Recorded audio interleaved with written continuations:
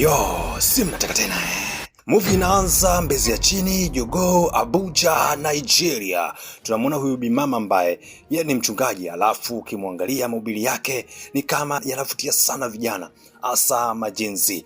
Japo umri wake umekata kilomita, lakini umbo lake ni kama la Kajala Masanja. Huyu mama ni mchungaji, anaishi na binti yake, ambaye huyu binti yake anaitwa Bella, lakini huyu binti yake mara kibao yeye kanisani waga haendi, muda wote anashinda TikTok. Utasikia guys tap screen Hii inakuwa inamkata kinoma mama yake ambaye ni mchungaji, anamwashia moto, anamwambia unajua kitu ambacho unakifanya sio kizuri, alafu wewe ni mtoto wa mchungaji, alafu vitu unavyofanya mimi havinipendezi. Lakini huyu bibi ambaye ni Bella siku zote anamwambia mama yake, unajua mama, wewe bado ni kijana, inabidi utafute mwanamume mbaba wa kukuweka mjini kwa sababu bado unalipa na mimi nahitaji baba wa kufikia. Lakini mchungaji hataki kabisa kusikia masuala ya wanaume kwa sababu wanaume sijui walimfanya nini. Sasa leo Bella amekuja kwa rafiki yake ambaye ni udada kwenye kampuni ya wapiga picha. Mara ghafla akaingia mshikaji wa kuitwa K4. Huyu K4 bwana ndio mpiga picha katika hii kampuni, lakini huyu rafiki yake Bella wa kike waga anamtamani sana K4, lakini K4 waga hana muda naye. Sasa Bella anarudi nyumbani, akawa amechelewa, akamkuta mama yake amekaa sebleni, akamwambia Bella, leo umekuja too late. Na Bella akasema nitakuwa nimemkosea mama. Mama akauwasha moto kinoma, akamwambia unajua Bella, wewe ni mtoto wa mchungaji, lakini vitu ambavyo unavifanya ni kama unalandalanda tu kama vitoto vya Sinza na vitu ambavyo sio vizuri. Sasa wakiwa napiga story, mara simu ya mama mchungaji ikawa inaita, akapokea akasema hello, kumbe ni mfanyakazi wake. Alimpa kazi ya kuweza kutafuta kameramani kwa ajili ya kongamano. Akawa anaambiwa kwamba yule mtu ambaye tulimpata wa kupiga picha naona amezingua, sasa sidhani kama tutakuwa na mtu mwingine wa kupiga picha.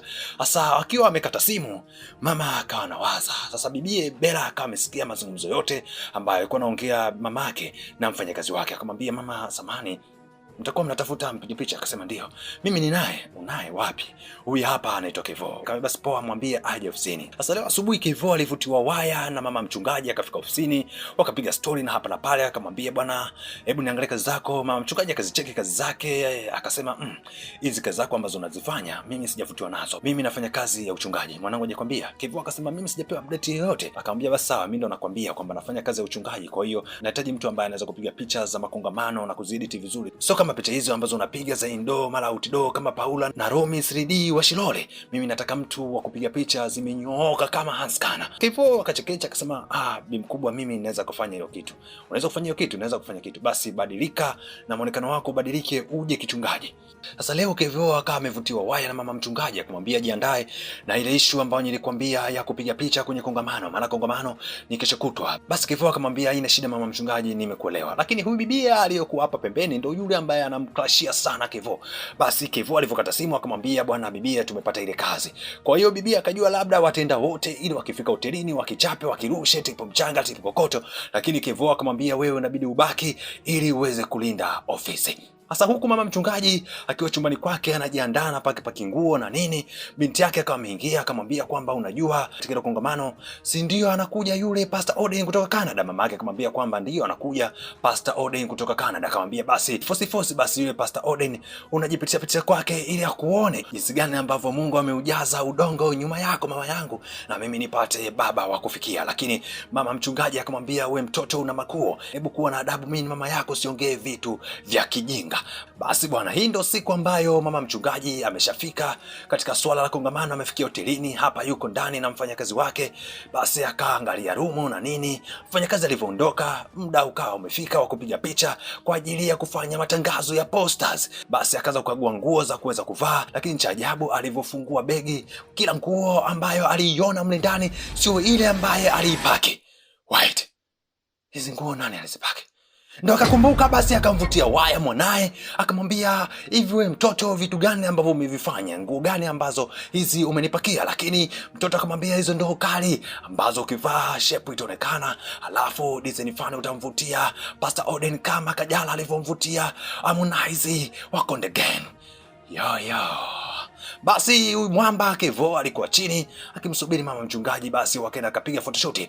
Mama mchungaji alikuwa hana la kufanya kwa sababu nguo ameziacha mbali, na hapa yupo maeneo mabaya, hawezi kushuka hata akanunue nguo kwa sababu Vunja Bei kule na Frank Nozi hawapo. Akaamua kuvaa hizo nguo, lakini haikuwa naona aibu. Akafika kwenye photoshoot. Basi Kevo akaanza kumwekea mapozi mama mchungaji ili aweze kupata picha. Hasa baada ya kupiga picha jioni yake, huyu madam ambaye ni pastor akawa amejisogeza moja kati ya pub ambayo ipo ndani ya hiyo hoteli, akakutana mgeni wake ambaye ni Pastor Oden. Hapa basi wakawa wanapiga story na hapa na pale. Huyu pastor akamwambia Pastor Oden kwamba una muda gani utakaa Nigeria. Pastor Oden akanasema kwamba wewe ndio utaamua nitakaa muda gani, ukitaka wiki, mwezi, hata mwaka, mimi nitakaa. Mimi nani nikataa? Ndio huyu madam akaona huyu baba mbona kama beki zake zinakabia juu sana. Lakini ukimcheki Pastor Oden kama anamuelewa madam. Lakini madam ndio hivyo, anaogopa skendo na nini, hata kujihusisha na mapenzi yoyote na kiumbe kinaitwa mwanamume. Lakini jioni ilipofika, yupo chumbani kwake akawa amevutiwa waya na mtoto wake, na huyo mtoto wake akawa anataka umbea kitu gani ambacho kimeendelea huko walipokutana na Pastor Oden. Lakini mama yake anamwambia kwamba nimekutana na Pastor Oden lakini hakuna kitu ambacho kimeendelea. Lakini mtoto wake akanamwambia kwamba hamna kitu ambacho kimeendelea. Akamwambia ndio, hamna kitu ambacho kimeendelea. Lakini mtoto wake akanamwambia kwamba mama, fanya namna utoke na Pastor Eden. Mama, unazeeka, tafuta bwana. Sasa huyu mama akaona kama mtoto wake anamletea mawenge. Sasa kesho yake huyu pastor akameshuka zake kwenye umoja wa hoteli hapa chini kwenye Kefu, aweze kupata moja baridi moja moto. Kevo akawa amefika hapa. Huyu Kevo basi akaanza kupiga stories hapa na pale ili kuweza kujuana vizuri na bosi wake.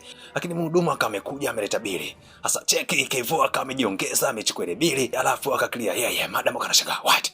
Kitu gani Kevo unafanya?" "Bili ya Ali. Hakikisha hiyo bili halipi mwingine, nalipa mimi. Alafu kama unataka vingine, agizia Dorime."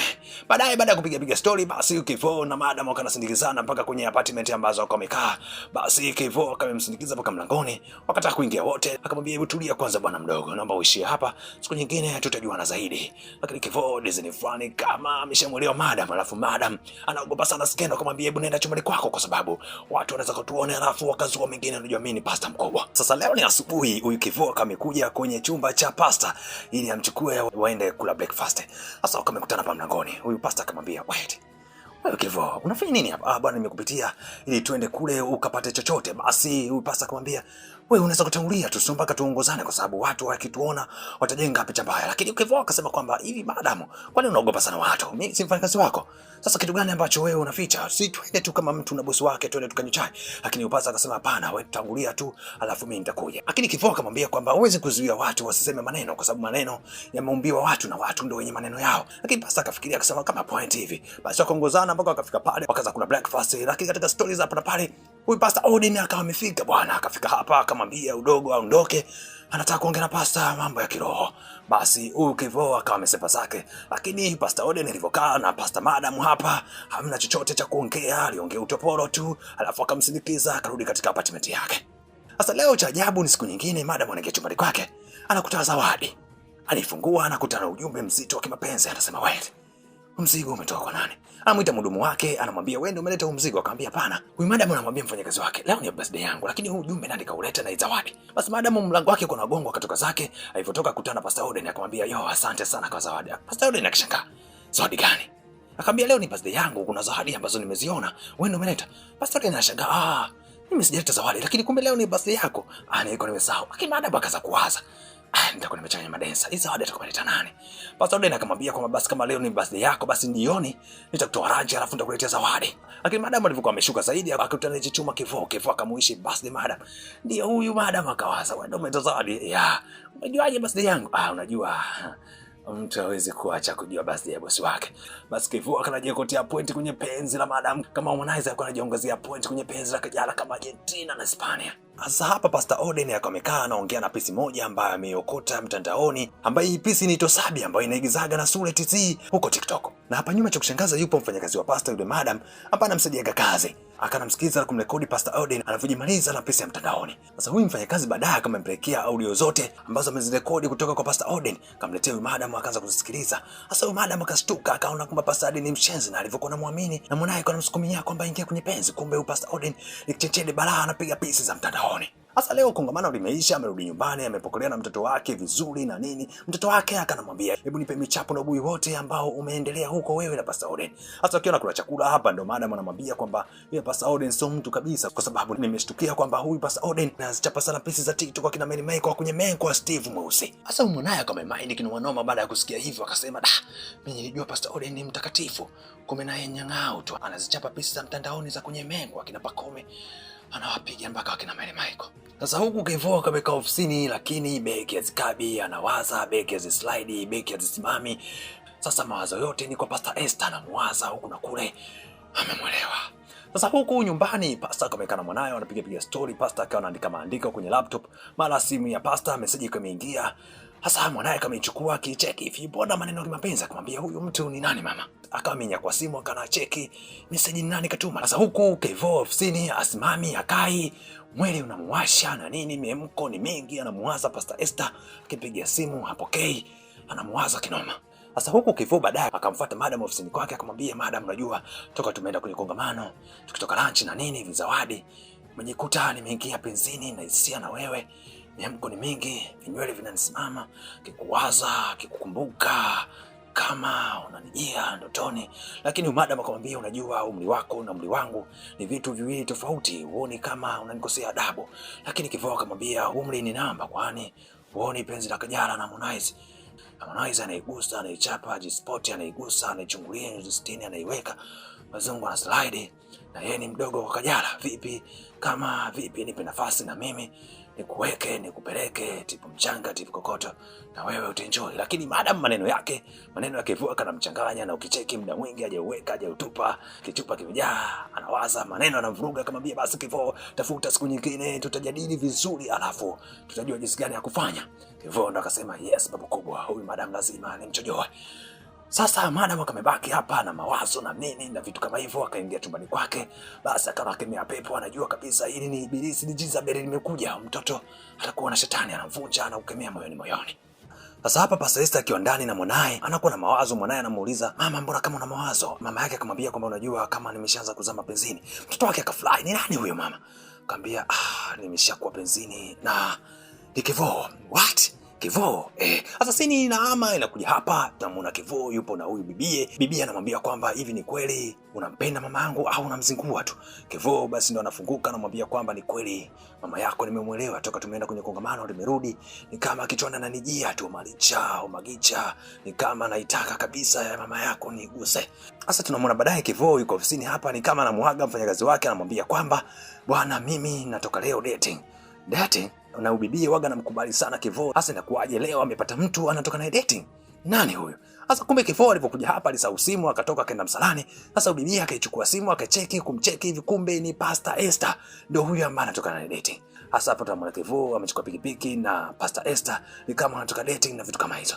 Lakini leo tunamuona Pastor Esther akiwa ofisini kwake, anapigwa simu na wakuu wa kanisa, wanamwambia bwana, hebu njoo kanisani, kuna kikao cha dharura, kuna kamati ya malezi inakuhitaji. Alipofika hapa akakuta minong'ono ya hapa na pale. Ndio sasa alivyokaa chini, baadhi ya kiongozi akampa simu, akamwambia angalia picha zote hizi ambazo zimevujishwa, unatembea na kijana mdogo ambaye ni mpiga picha. Hivi wewe mama una akili na wewe ni mchungaji mkubwa? Sasa wazee wakamwambia hii tutakuadabisha, nenda na tutajadili jinsi gani ya kukupa adhabu. Alipofika nyumbani mawazo ni mengi, mwanae akaja akamwambia mama, mbona kama una mawazo? Huyu kijana anajua mstaarabu, lakini naona kaniletea balaa. Kuna picha ameziposti tukiwa wote jana, tulikuwa tunavyo fun, ameniletea balaa mpaka wazee wa kanisa wameniita, nikaonekana mimi sina maana. Sasa hapa bibi Bella ndo akamemind kinoma, akampigia Kevo simu akamwambia, kumbe wewe ni mshenzi, mama yangu umemdhalilisha. Jana mlivyoenda kuna picha mmezipiga, alafu umeziposti, ameitwa kwenye kamati ya maadili na ameweza kusemwa na hatiani atafukuzwa kazi.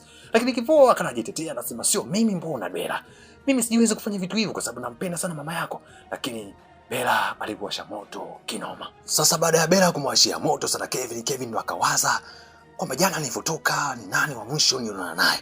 Akawaza ni mfanyakazi wake, basi akafunga safari mpaka ofisini kwake. Alipofika akamwashia moto kinoma bibi mdada, na bibi mdada akasema nimeamua kuzilishia umma kumuonyesha huyu pastor ni muovu kiasi gani, kwa sababu hawezi kuniibia mume wangu hapa. Ndio Kevin anashangaa, what? Nani mume wako? Akamwambia Kevin, tumekuwa wote muda mrefu hapa ndani, hujawahi hata kunitongoza, na mimi nahisia na wewe, na maana uone mimi sijawahi kuwa nahisia na wewe, unalazimisha penzi ambapo halipo. Ndio Kevin akachukua maamuzi ya kuweza kumtimua.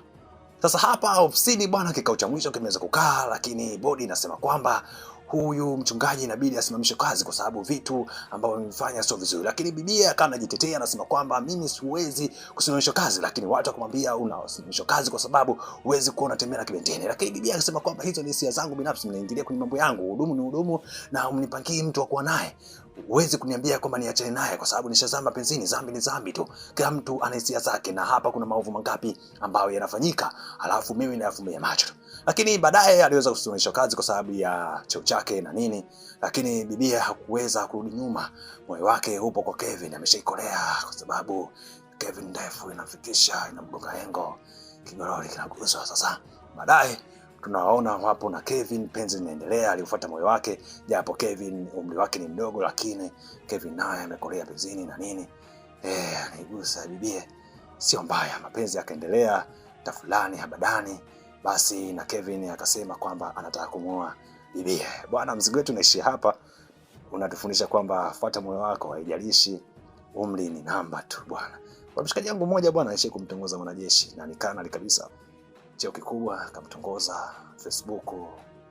Na yule mwanajeshi bwana ni kama alikuwa penzini na mume wake, japo waliachana, lakini mwamba mdogo tu bodaboda kanaichapa ya mwanajeshi. Na wakafunga ndoa.